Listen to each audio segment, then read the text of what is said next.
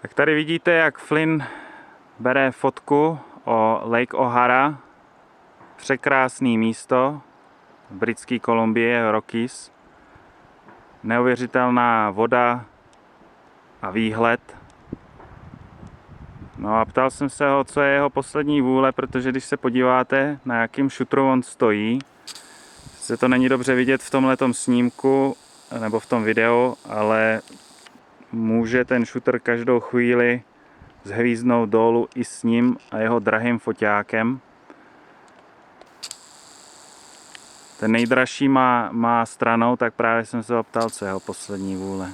No áno, tak neboj sa, nezdedíš môj házeblát, o to sa už postaram, ale je to taký šuter, ako správne hovoríš.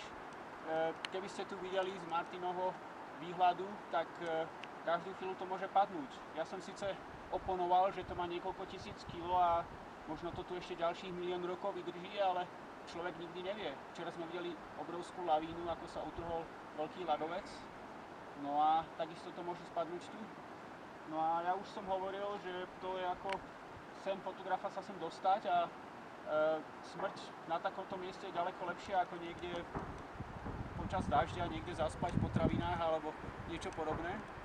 A tým pádom spomíname na všetkých ostatných ľudí, všetkých vás pozdravujem, hlavne Daniela a Margaretku, ktorí s nami cestovali prvú časť výletu. A hovorili sme, že ideme na Lake O'Hara, ale tým, že je to 11-kilometrový hike, tak neboli si celkom istí. Tak teraz vieme, že na budúci rok pôjdeme v podobnej zostave a budeme mať možno šťastie, pôjdeme autobusom a ďalšiu tú poslednú časť od jazera si vyšlapeme. A keď bude dobré počasie, tak budeme mať nádherný výhľad a zase urobíme dobré fotky. Takže všetkých pozdravujeme.